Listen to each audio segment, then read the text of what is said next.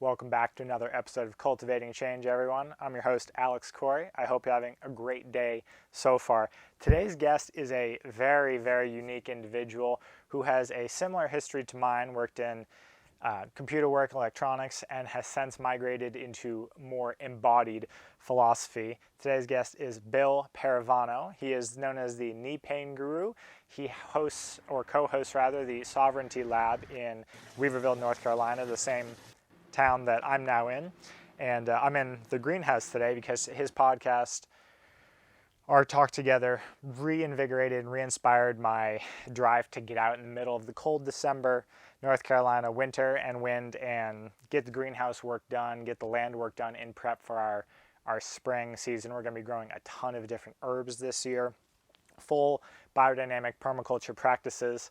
And Bill's history of overcoming his own injury, which led him to a deep dive on neurology and how the nervous system acts as a bridge or a gateway to all other healing modalities, uncovering unconscious patterns of behavior that can be trapped inside of our bodies, and unleashing those to fully realize more of our true potential. I absolutely love this conversation and learned a ton. And Bill hosts a number of physical reset circles, which I will include after the podcast, but I know you'll enjoy this chat with Bill Parravano.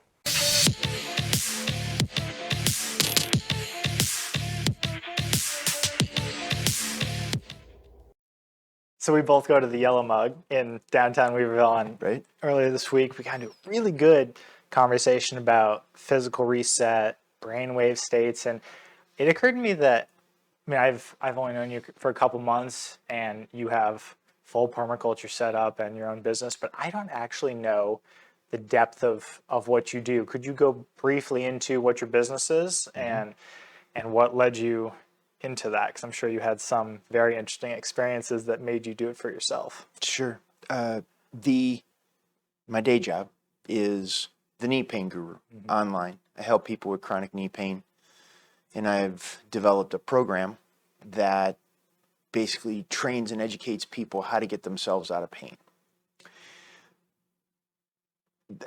So that's the day job piece. It's that's a huge piece, though. Sure. And everything else revolves around that in some capacity. Like a lot of things in my life that led up to the knee injury that got me into the business, fed in the development of the program. Right. What I teach people online to do for themselves. It all revolves around the neurology, the nervous system, your brain, your spinal column, the nerves that go to every cell in your body, and it gets its instructions from there. And what I've found is many people, I'm seeing more of it nowadays, like that brain, mapping the brain and all this other kind of stuff. They're understanding how the body can heal by focusing on the neurology. Right. So what was your knee injury? Okay. And then did you simply have to figure it out for yourself, and that's what made you be like, I did a lot of research, so that's what led you into the business? Or what happened with your knee? I was December of 98. A buddy of mine, the chiropractor from Louisville, Kentucky, Dr. Paul Constante, invited me to go skiing. And skiing was not something that I had done a lot of. First run down the hill, face plant, get skied down. I mean, it was a bad scene. And that partially tore the ligament in my knee. But I was involved in judo. My main love was judo. I loved throwing people. That was like my gig, my deal. And everything in my life at that time revolved around me being able to do that. So working out, biking, running, training, going to practice was so I could throw people, because that's just what I love to do. All of a sudden I do this knee injury because I'm in my mid to late 20s and I'm thinking I'm invincible. Right. And tear ligament. I go skiing. He partially tore the ligament, but I was stubborn on top of it. So I didn't go to the doctor. And then I partially tore it again. And I partially tore it a third time. And then finally ripped through the ligament in my left knee. That's when I went to the doctor. So there was this learning curve that was pretty flat. And I was stubborn. And I had this mindset that I could just push through whatever was going on. I think that's common in your mid-20s. I had that too. Yeah. So that led to the surgery and the physical therapy and the doctor, which was a great doctor, telling me, well, that's the best we could do. And I had a knee that was still swelling up. I was still limping. I had issues in my hips and my lower back. I had lots of follow-on issues with that. And the Western medical model is going, okay, well, this is it. Yeah. And that in my mind was unacceptable. Not for the medical model, because that's their business model. Right. That's what they do. Correct. But I was like, oh, there's got to be something else. So I started getting body work. At that point, I'd already been getting Rolfed structural integration type of work. I'd already had massage. I'd already had chiropractic. Right. I had a lot of them, but nothing was kind of getting to what was going on with my knee. Going deep enough, so to speak? It's like an itch that couldn't get scratched. So I have this pain, this discomfort in my body that the massage, the Rolfing, the chiropractic. What is Rolfing? Rolfing, structural integration. I'm not the one to speak on it. I gotcha. Of course, someone who does that for a living can speak on it. From my understanding, it is a way of aligning fascia, the fascia that surrounds every muscle, tendon, ligament in your body. It puts it in a line with gravity, so makes your movement more efficient. Interesting. It's very cool. So like cross bridges, it physically moves the bridges so that you're not resisting your everyday motion, so to speak, almost. Yes. Yeah, but physical movement rather than like electrical and conductivity, but you're actually physically shifting the patterns so that you're not resisting gravity as much. Yes. Okay. It's in alignment with gravity. The movement, you feel taller, you feel more efficient in your movement. It was great for judo because now my throws were faster, sharper, more precise. It was great. However, after the knee injury, it was like, okay, I was going to Rolfing. It wasn't getting to that. I still felt out of sorts. I didn't really feel good in my body. Massage wasn't cutting it. Stretching wasn't cutting it. I'd go, a couple of yoga classes, Pilates. I tried the deep tissue massage. I tried Jinshin-Do, Jinshin-Jitsu, chiropractic, energy work, Reiki, everything. I was anything I could find. Anybody was like, okay, I haven't tried that before. I'd go try it, and I'd feel a change for a period of time, and then it would come back. And finally, I was invited to go to a class this was in Kentucky, outside of Louisville, Kentucky. Now, at this point in time in my life, I owned a computer company, and I was doing my judo, and that was kind of my life, working out. Now this knee injury comes along. I have all this time to do different study and training. I get invited to this class. The instructor goes, orthobionomy, an osteopathically based style of body work that was founded by a British osteopath who was also a judo instructor. And I was like, oh. Nailed it. I was like, okay. So I'm in a room full of doctors and nurses and massage therapists and like PTs, everybody. They're all in that room, and I'm over here. I owned a computer company, and they're talking about the body parts. I'm raising my hand. I'm asking, like, what's the scapula? I'd never heard of it before. That kind of stuff. Missing the anatomy part. Right. Yeah. What none of those professionals had was my understanding of judo. So that understanding of judo, which is your opponent pushes on you, you don't push back, you pull. In reverse, if your opponent pulls on you, you don't pull back, you push. Go with the energy. Go with the energy while maintaining your balance. Yeah. And the opponent throws themselves. So that's what I was, that's what I knew. That's what I loved, I felt in every part of my being. And now they're just showing me body work that worked on changing the physical tension patterns by creating a different neurological state in the body. It was like a gimme. And I just kept going and studying and traveled around the world. I studied in Europe, certified in Europe, I certified in North America. I became an instructor. However, there were limitations of it because it's very much a feminine type of body work. Interesting. There's two different types of approaches in working with the physical body. You have a direct approach, you have an indirect approach. Direct approach is going to be masculine or male. Indirect approach is going to be feminine, comfortable. Yeah. Direct approach is going like stick a knuckle in elbow or stick a knuckle in it. Almost penetrating. Like, right. Yeah. Rolfing, deep tissue massage. Intrusive. Your conventional chiropractic, pushing a bone back into place. It's a direct approach. Gotcha. Nothing wrong with it. It has its time and place. That's what the direct approach is. Orthobiotomy is an indirect approach. Feminine. So more energy work. But energy work can also be direct. It's deeper levels of this conversation. Yes. However, orthobiotomy is an indirect approach, which is creating comfort in the physical body. So the physical body feels safe, supported, and listened to. In that space, it engages the reflexes that allows the body to pull a bone or a muscle or tendon or ligament or fluid or fascia on whatever level. The body will pull it back into place on its own. Interesting.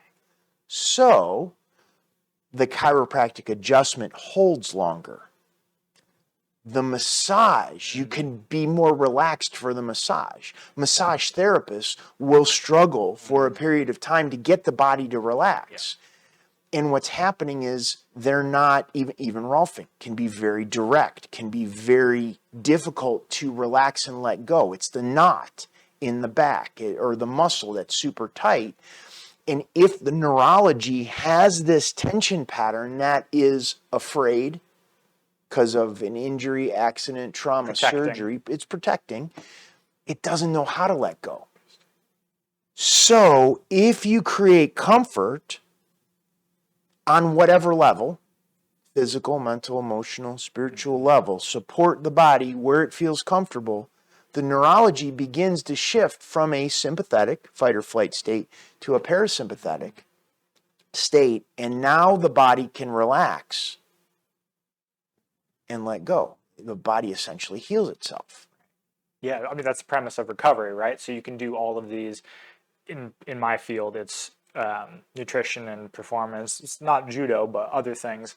And usually what I struggle with and what a lot of people struggle with is you can't beat yourself down. So you go to the gym or you do your intense work and then just keep your stress levels pegged all day because the recovery never has a chance to happen. Your body has no interest in letting its guard down and actually starting to heal, engage its own mechanisms to start to heal itself if it thinks there's still a threat. So getting yourself into rest and recovery is necessary for those physical healing as well as emotional and energetic and all of that. But that's the starting point, I guess. And what I'm finding in my work with clients online, clients in person, is that there's an addiction to the sympathetic nervous system spike. I definitely have that. To be on that level, to be jacked up, Addicted to adrenaline. You're addicted to the adrenaline, the cortisol release, like all of that. Yeah, the adaptive hormones. And what happens is it fatigues the adrenals. I know. and there isn't this sense of understanding how to drop down. So that's been my study, has been in the neurology of studying the what I refer to as autonomic flexibility, or what is referred to as autonomic flexibility. That's the ability of the nervous system to be jacked up real high, but how can we drop it down as quickly as possible after that so the recovery time is shortened? Yes. And you can do that on many different levels: physical, mental, emotional, spiritual. All of it is. We can get super fatigued as a result of being on all the time. Yeah, direct correlation with nutrition. As I'm listening, just all these parallels to hormones go through my brain. So same thing with metabolic flexibility, which is if you have a massive sugar load, insulin spikes, but the flexibility part is, instead of you staying in that chronically elevated space, drop back down to baseline and start burning fat again. Totally. So same exact concept. Exactly. Ability to tolerate the peaks, but avoiding burnout and getting back down to baseline as quickly as possible. Right. Awesome. And what I see is, as on a societal level, is this stuff I've been studying for 2.5 decades. On a societal level, there's this addiction to that, and people are beginning to become aware of how those different brain states and how all of that plays a role in longevity and health and quality of life and things such as that. However, you have something specific, area of study specifically with brain states. And then you have another area of study would just be like, I'll just meditate. Yep. But then you have people that are doing the physical stuff. So they're doing it in... Two disparate. Two right. Two separate. You'll have people that are exercising, but they're like power lifters. Yep. Or CrossFit is another example. They're like full on all the time. And what ends up happening is there isn't this ability to be a functional human. You're just speaking to me at this point. Like, this is exactly why I started Tai Chi, because I was like, I'm not recovering like I should, because I came to the conclusion that I was addicted to that sympathetic state. Like, it feels productive, but on the end, or at the end of the day, whenever you notice that you're not recovering, you realize it's really not helping anything in the long run. Well, it serves its purpose. It's like being in a dance with a partner, and just the partner is ourself. And if we don't have that ability to either speed up or slow down to get that timing with our partner, then we're going to lose. We're not actually dancing. Right. So there is a time to hit the gas, and there is a time to get things done, to be dad, to be mom, to exercise, to rest. There is time for all of those things. But when we do not have that autonomic flexibility, we don't recognize that autonomic flexibility, that it's like, oh, I need to back off a little bit, or I need to do active recovery. That's another concept that in the exercise world, you can lift heavy weights to build strength. But then there's also lateral exercises you can do. That is, I'm going to stretch today. Walking, stretching. I'm going to do cardio, which is a different type of exercise than strength, which is a different type of cardio than if I'm pushing something heavy. I could tax my neurology that way. So understanding those different ways of pivoting, and what do you need, and really what do you want on the other side of it? How do you want your body to function and perform?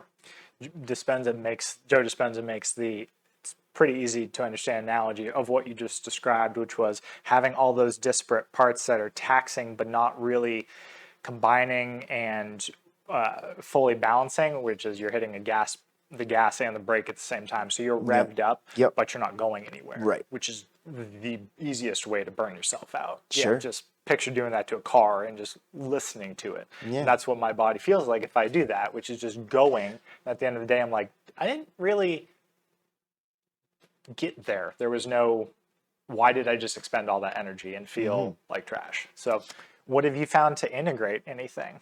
Or well, one of the pieces we haven't talked about in my area study was Russian martial art in there. And I was in and around the time I injured my knee, was involved in judo.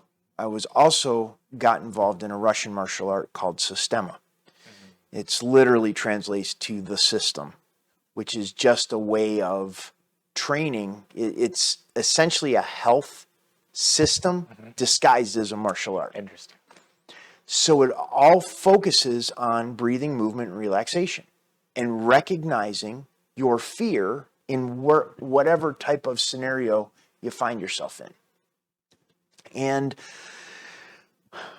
I trained for years in it, became an instructor in it, and it's such a phenomenal martial art, but many people overlook it because of its simplicity.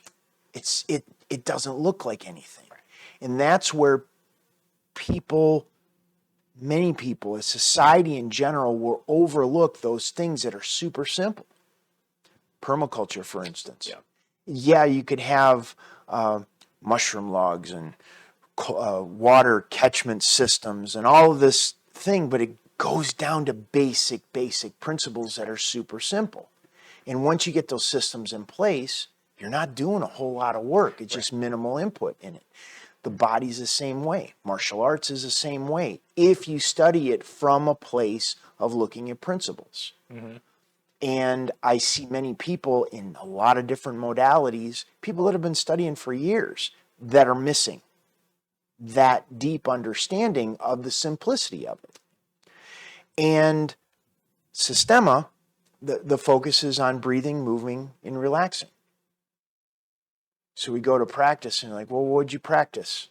Well, we practiced punching today. Well, what'd you do? Well, we breathed, we moved, and we relaxed. Well, okay, did you do any ground fighting? Yeah, we did that. What'd you do? Well, we breathed, we moved, and we relaxed. What were you doing with knife work? And I'm like, yeah, we did that. Well, what'd you do? We breathed, we moved, and we relaxed. So it gets down to this basics understanding of your nervous system and how it responds in given situations. Getting hit will evoke a different emotional response in your neurology in different parts of your body in different times of the day. If your body is under stress or if your body is more relaxed, your ability to get hit is going to be different. Your ability to hit another person. Most of the time there's any sort of physical conflict, or physical striking, it's because there was an emotion behind it. Very, very few people know how to hit without emotion. Good point. It's different. And if you hit without emotion, you're not hurting the other person, you're actually healing them because you're releasing the tension patterns. You could think of it, we joked a lot in Sistema because you got to. Yeah. But it's like a high-speed massage. I like there's that piece where how you move, how you sit, how you stand is going to be dependent on the tension patterns that you hold inside, your mind, your emotions. And your physical body will move or not move in certain ways as a result of those tension patterns. When a person attacks another person, they're attacking them as a way to diffuse the tension in their nervous system. It's a charge. It's a sympathetic nervous system charge. I'm going to punch you or strike you or kick you or grab you or throw you to the ground, whatever it is, based on that emotional tension pattern. The mind, the emotional patterns that I'm holding within my own body. So if you come at me with whatever sort of tension pattern that is, and I strike that tension pattern, the body moves away from pain to a position of comfort. So you strike that tension pattern, the body will release that tension pattern, and the structure will collapse. So you're truly you can see the internal state of someone by their external movement patterns. That's intense. Sure. And whether a person is telling the truth or they're not, whether the person is being genuine or not. You can do that by shifting your brain state by how you look at a person. Right. If you're in tunnel vision, I'm in more of a sympathetic state, I'm going to miss a lot of things. But if I'm in a parasympathetic state, I'm relaxed and I'm watching and I'm taking in information, which a lot of intuitive people do. Now I'm able to respond to a situation as opposed to react to it. And from a systema perspective, I would be intuitively led to touch or strike an area of my opponent, which relaxes their tension and collapses their structure. From a bodywork perspective, you're going to say, my left hip hurts. Right. You're going to say, oh, it goes up the left side and it shows up on the right side of my neck. And we can relax that tension pattern in a direct way, striking it, massaging it, whatever that is, or an indirect way, which is creating comfort and releasing that tension pattern. It depends on where the person is at psychologically. I've worked on 300-pound diesel mechanics. Yeah. And if I go in there with the woo-woo kind of like exactly. stuff like that, oh, let's create comfort in there, which we are creating comfort, but I need to use more pressure in order to meet them where they're at so they can connect with how that tension pattern from the back surgery that didn't work is going to release. Right.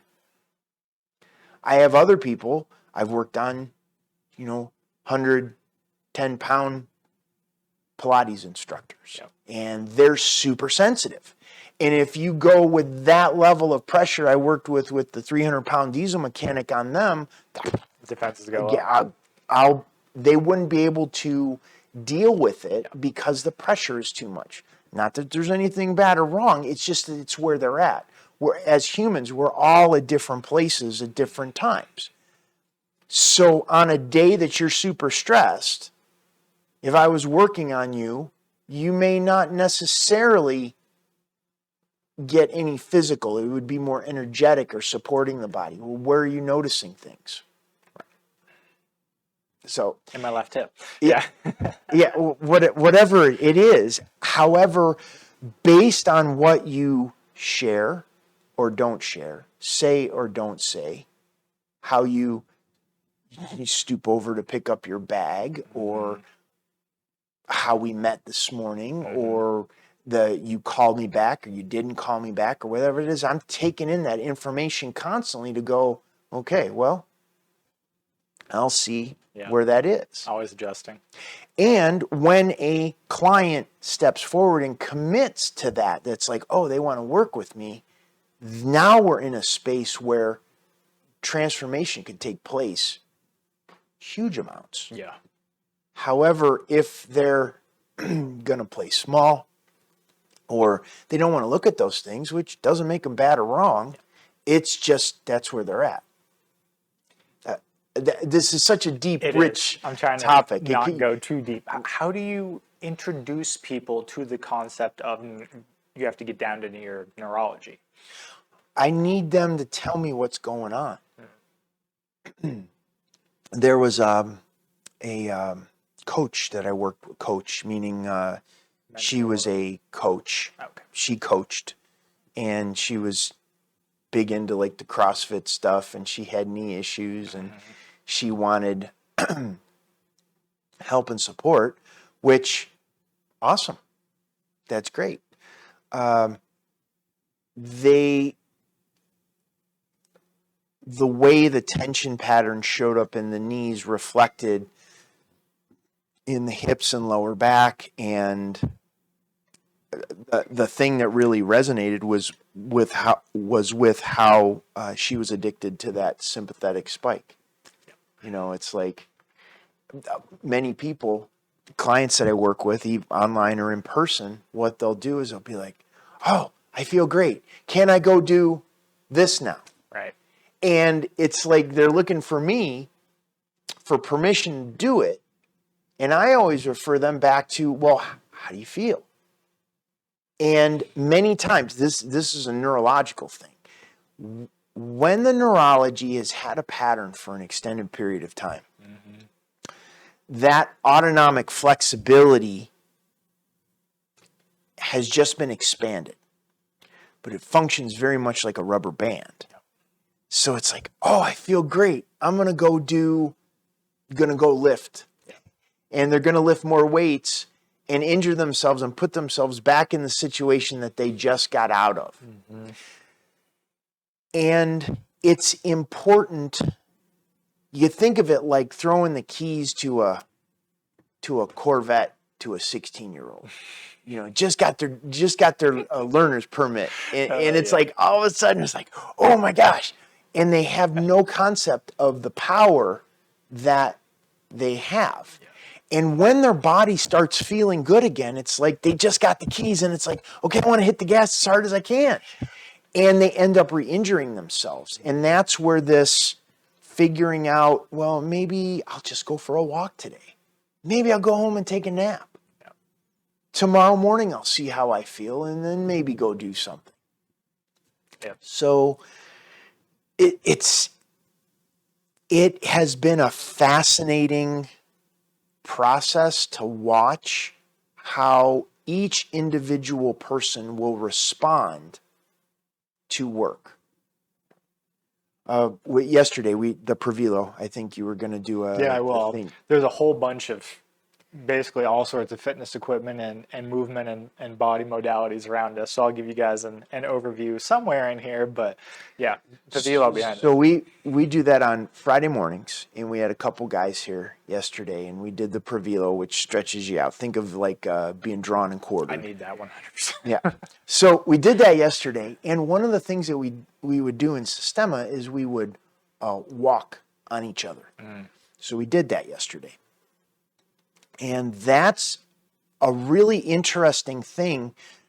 It's like an active massage. When you get walked on, like literally walked on, it can really hit points that are very tender, sensitive, hurt a lot. However, if we aren't incorporating breath work in conjunction with that, what ends up happening is we can build fear into the neurology more so. I can see that. So if you got a sore leg, you step on the leg, the person goes, and now they're trying to gut through the pain that they're feeling. It's stopping the level of education, the knowledge, the wisdom that they can gain from that experience if they use it as a way to breathe and see how they can begin to move and understand how that tension is shifting into other places in their body. Because if I step on your calves and your calves hurt, all the tension goes into your hips. That's where the tension's coming from.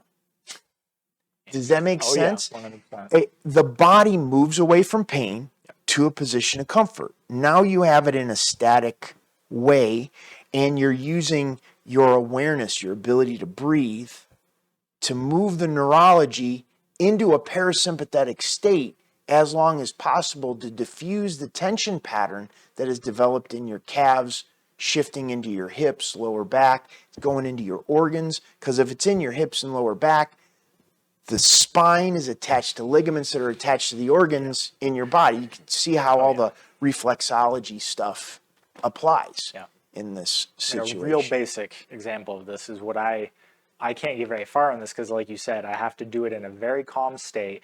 But if I'm like my quads, specific quads are very tight, and same thing with specific muscles in my hamstring. So I have to take a lacrosse ball for like a half hour at night and very carefully, if I don't do it with breath work, I will just be in excruciating pain and end up compensating and just taking pressure off, which defeats the purpose entirely. And then I end up giving up because it hurts too much. If I do it slowly, same thing with just basic stretching, and remember to breathe into it, like focus attention on the area, I can feel 100% move. Which is trippy. And a lacrosse ball applies a lot of pressure, especially if you're putting your body weight on a quad. That can take me like 15 or 20 minutes on one muscle to be able to get in as deep as I want to, because the breathing requires so much focus.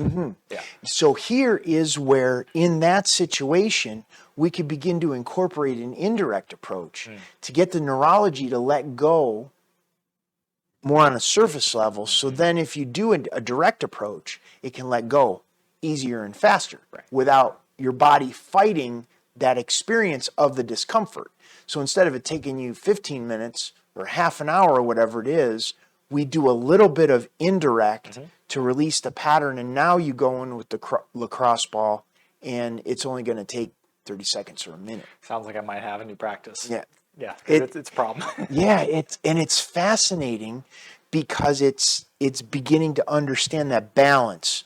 How do I need to be supported? And if you have someone with a modality that's only direct, or someone with a modality that's only indirect, they're not going to be able, they don't have that flexibility within their own practice to be able to support in the way that your body needs to be supported. Yeah. You mentioned probably 15 minutes ago brainwave states. Yes. And we were talking earlier in the week about how to integrate whenever people start doing, I signed up for a package that I'm going to start doing. It's a Silva technique, but it's similar to what Joe Dispenza teaches, where specific meditations to do in meditation just so you can figure out how your mind is working around moving between beta and theta and alpha and all those brainwave states. Sure. But the tricky part is always, how do you bring that into your how do you control your unconscious or subconscious and speak directly to it in your conscious waking life? Hopefully that's what that brings to me. But we were just talking about that earlier in the week, which is how do you don't have to always do it through meditation. Do you have any ways that you sort of harness brainwave states in? I'm sure it's built into those practices, but do you ever focus specific attention on getting people into that, recognizing their unconscious neurology, which is what we've been going over? Well, the unconscious neurology comes to the forefront whenever the body is put underneath stress.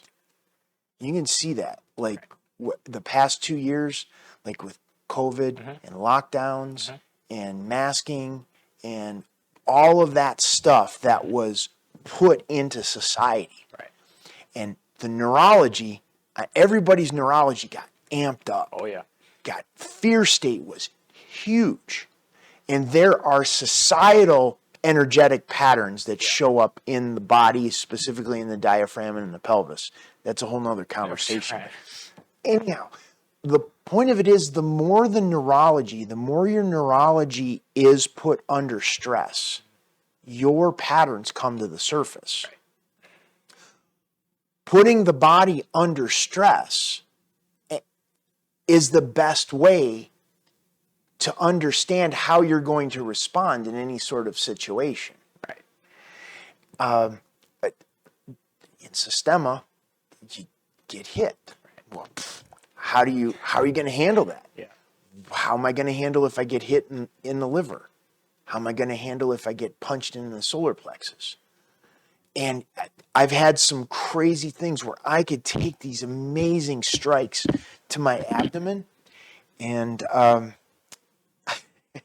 I had, after practice, I asked my mentor, Vladimir, hit me. And they're essentially looking at what you need. Yeah. I got hit in the shoulders one time. You don't think of getting hit in the shoulders. Right. And he hit me side to side in the shoulders. And it was an out-of-body experience because I held so much tension in my shoulders. Yeah, I can see. And I seriously, like that night, I went back to the hotel room because this was up in Canada. We were training in Toronto. And I went home. I went back to the hotel room, and I had serious thoughts about why was I even doing the martial art? Like, seriously thinking of quitting, not going to practice the next day. See the emotions that come up. What do you do in that? What do you do in that place? How do you show up when your nervous system is taxed? That's essentially, like, you can't think of how you're gonna show up, like what unconscious or subconscious patterns are there unless you tax those patterns. It's like me saying,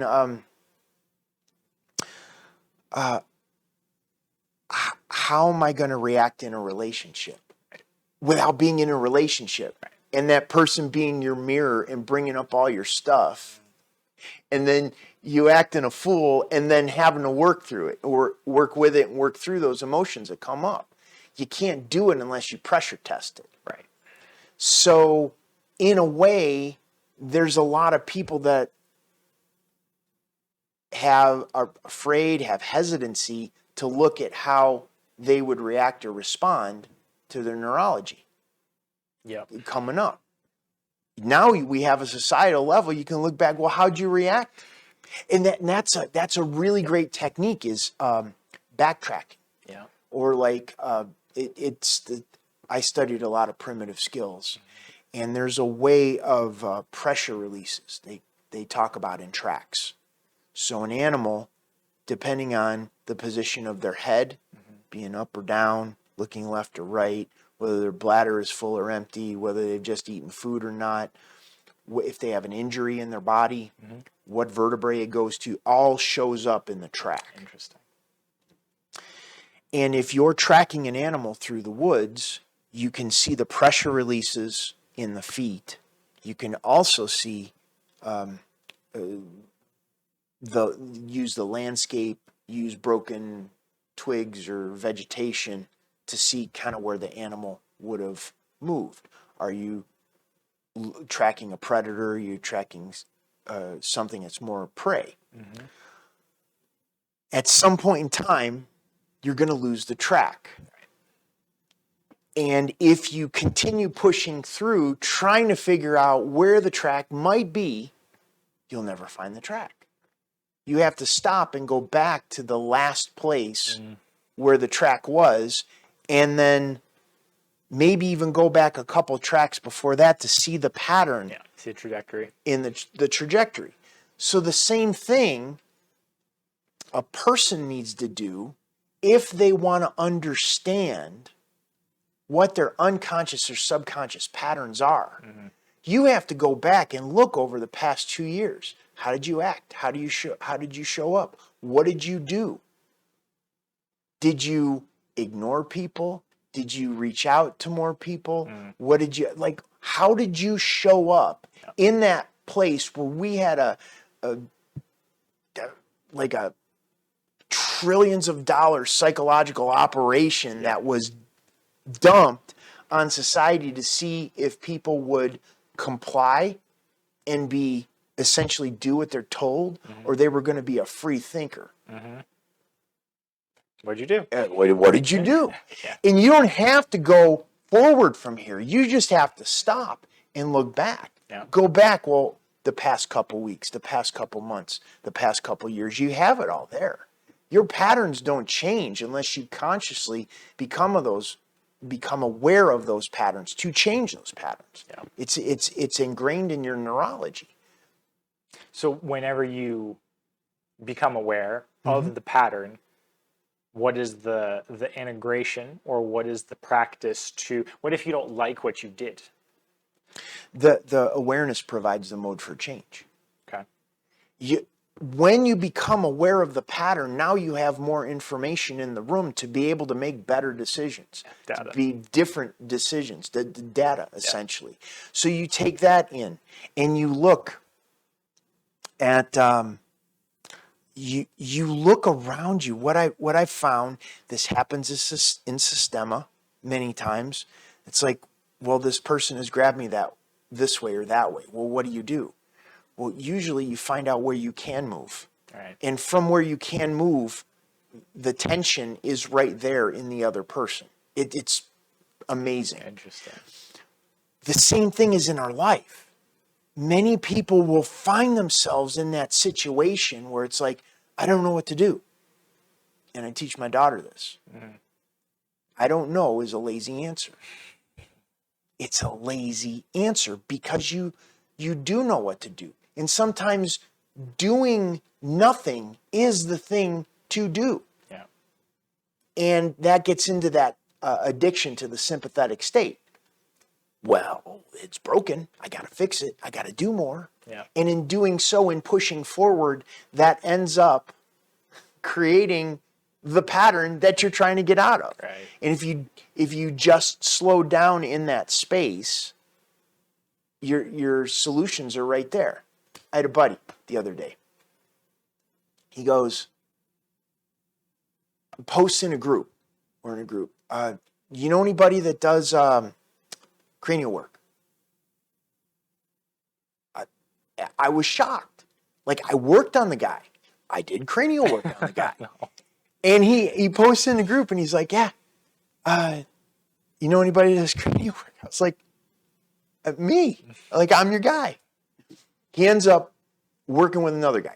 It's fine. You know, whoever you want to work with, that's cool. But it's just fascinating that there's this, it's like this night blindness. I was talking with, this story is so great. When you look at things from a neurological perspective, we are such silly creatures. Oh, yeah. Yeah. So it's like we have this night blindness. It would be like me asking you, Alex, can you tell me anybody you know that does works with people with health and nutrition? Right. That happens all the time. Like, I know, and it's like the answer is right in front of me. Yeah. Yet I don't see it. There's something about if I turn my head to the side and look out of my peripheral vision, I'd see you. Mm-hmm. But if I'm looking straight at you, I don't see it. Right. So the buddy that knows I do cranial work, that I worked on that did cranial work with, doesn't have the ability to see that his solution was right there. Yeah. I want to tell you this story because yeah. this was yesterday. Rob Linfesti. Mm-hmm. Okay, so we worked down in the Parravano yesterday. Nice. And he was telling the story about his family that came out to stay at his place that brought Hershey chocolate bars to make s'mores. Mm-hmm. Now, anybody who knows Rob knows he's Mandala Chocolates. Right. He's got like tons of chocolate that he sells every year. Yeah. Yet his own family doesn't even recognize that. Yep. So when we're talking about those patterns, changing those patterns, the awareness provides the mode for change. So many people are addicted to that sympathetic state. Bigger, faster, stronger, more, like or whatever. Just new, maybe. New, yeah. And they end up recreating the pattern that they're trying to get away from. Yep. So anyhow, it's just been entertaining. It works that way with, I think it's because you know them.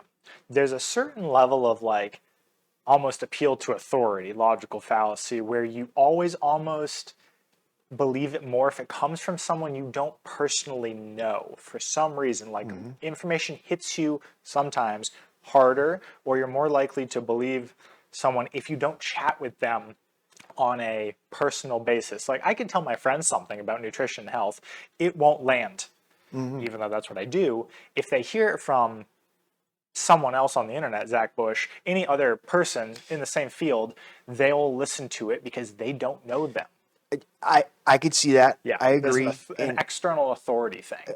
Same with parents and kids. Like your parents never listen to you whenever you, or mine don't at least. Yeah, parents. I mean, guess what? My dad's had a knee replacement. You're like, that's what I do. It's like my dad's had a hip replacement. Yeah. My dad had multiple surgeries, and no matter how much I have shared with him, but parents knew you from the beginning. Yeah, that's it's a little bit different. For sure. But at some point, the person that's asking you if you do anything about nutrition didn't know you. Right. So, yeah, I don't know. It's a weird little. It's a weird dynamic. Yeah. But humans are weird. Yeah, humans they are. They're silly, and yeah.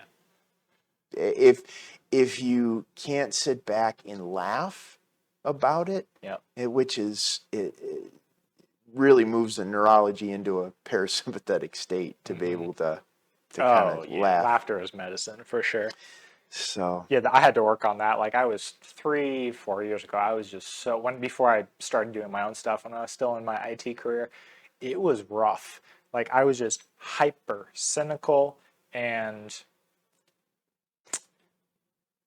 analysis paralysis all day. And I was just in that sympathetic state all day, and it wasn't healthy for one bit. Just not in a good mental state. We went over a lot. You hit a lot. So on a daily basis, you do permaculture. So you're working on your land, you're outside doing projects, still do martial arts, or more so the Parravano. Yep. I stepped away from the martial arts because just the commitment level.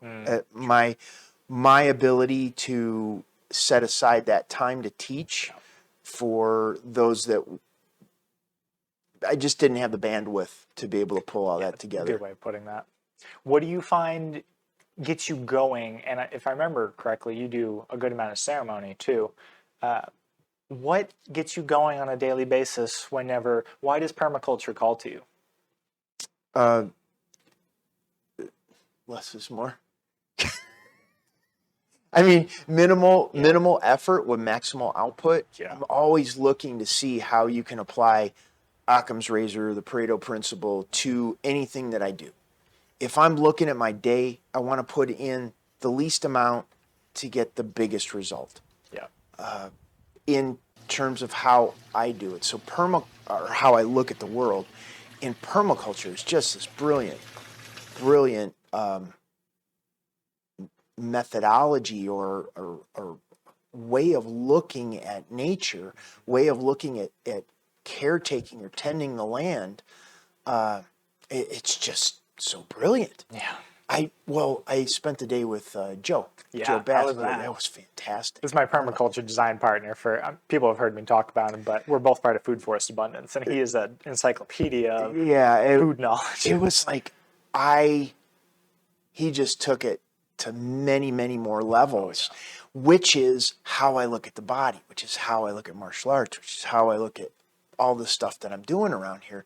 I just had, it was really cool because it was like, a mentor type of person. I haven't had that type of person in the gardening space that I could be like, oh, wow, I could really absorb this. Yep. So that was kind of fun because when you're teaching or you've done body work, you develop a level of proficiency in some area. After a while, you're only going to get marginally more information or you're working on like 5% if you're already at 90. Right. Yeah, and with permaculture, you're probably making those massive, just absorbing troves. Right now I am. So it was really refreshing to be in the presence of somebody that has so much more knowledge than I do, to be able to absorb it. And if you apply the principles of how life operates, the nervous system functions and operates, because the nervous system has the same knowledge and intuition as spirit. Right. The neurology is the bridge between the physical and the unseen and the eternal. It's the bridge. And when you grasp that and understand that, and not just like, oh yeah, okay, yeah, sure. No, it's huge. It's friggin' enormous. When you understand that, now you insert yourself into a caretaking role in whatever you do. Not just a piece of land that you bought, not just a piece of land that you're renting, but everything you do is an act of caretaking for the next person or situation or whatever that is. Your forward thinking, it's a game changer. Yeah. So when I was in the presence of Joe the other day, I was just like, damn, this is really cool. Yeah, it re-inspires or gives you that spark for the thing. And I do this plenty where I'll get into something and then I will just be doing it and it loses the novelty or you lose the spark. But you get into the presence of someone like that and you're like, oh, that's right. That's why I got into this, because it's like being a kid. You see things through their lens and their lens is just magical. And it gives you a new filter to look through where you're like, I need to go back into this. Yeah, with a new invigoration. Yeah. So permaculture is just cool because it's so specific. Like it's more so like watching and listening to the land. Like you said, it's Yes. land stewardship. It's not like forcing anything like garden design is. Yeah. It's more comprehensive and Right. hyper contextualized. Right.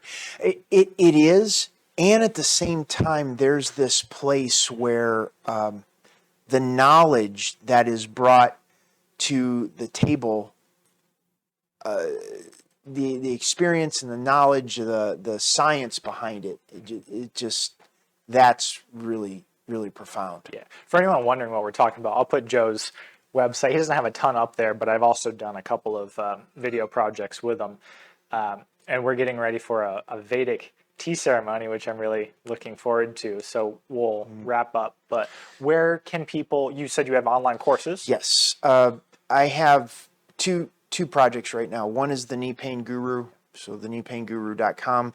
I do online coaching and training, both individualized as well as groups, for specifically for knee pain. And what I've been working on here on the land has been sovereigntylab.com. So we're doing I do on Tuesdays, I do a physical reset circle where I'm actually teaching people in time how to relieve the tension patterns and change those tension patterns. And we are also, like tomorrow, I'm going to be doing a animal processing for class. It's going to be more of a mindset thing. Gotcha. Because people, they were like, I want to process a deer. It's like, well, a deer's pretty big. So how can we break that down so you can build up? You just don't jump into it every day. So start small and you build up those little baby steps that over a period of time, it's like compounding interest, and it builds momentum in the neurology, that there isn't that snapback in the neurology because too much was input all at once. Right. Okay. I'll put all those links in the show notes. And I'll probably see you on Tuesday because I needed that in real time physical reset. Cool. Anything else you'd like to add before we close? Oh man, this is fun. Yeah, we're gonna end up doing another one of these. You get into this space. I could talk about. I've been talking about this stuff for decades, but there's just something. There's a feeling when you get the feeling of how the neurology functions and operates. It opens up everything. It's like looking at water. You do water, right? Okay. What makes two glasses of water different? They both look like water. But then you put both underneath a microscope and it's a completely different world. Yeah. And it's how close you look at what is going on. Yep. And the closer you look, the more you slow down, the more the neurology opens up. And you switch from Newtonian physics to quantum physics at that point. Yeah, and the magnetism and electricity in everything. So the water, conductivity, neurology. I was having a pretty interesting, close to out-of-body experience the other night. I was just doing Joe Dispenza's evening meditation, and I don't think I had a level of stillness like at that time when I was doing it. And I think I stopped a DMT experience because I felt like a bolt. I was 20 minutes in and like I felt a bolt go up from my spine and I clenched because I was just like, what is happening? And stopped it right there. But if you just look at everything as like quantum states, as magnetism and electricity, and everything is fascinating. Like if you just start to tinker with all of those in your own body, things you consume, what you're putting out into the world, everything takes on a new lens of just pure raw magic, basically. Yeah, it's fun. Yeah. Thanks for doing this, Bill. Absolutely. We'll do it again. I hope you enjoyed that chat as much as I did. I learned a whole bunch. I'll be going to Bill's physical reset circle on Tuesday evenings because, as I discovered during the podcast, it felt like he was talking to me without actually knowing any of my issues, because I definitely have a ton of strain or emotion or just unresolved nervous system issues hiding in my hips, like I mentioned during the podcast. Felt like he was talking straight into me, and it was a little uncomfortable at times. I don't know if you guys detected that, but they also host a Friday Pravilo session if you're in the Western North Carolina area, and I'm going to go to that one as well because I feel like I need to be stretched or drawn and quartered, like Bill mentioned.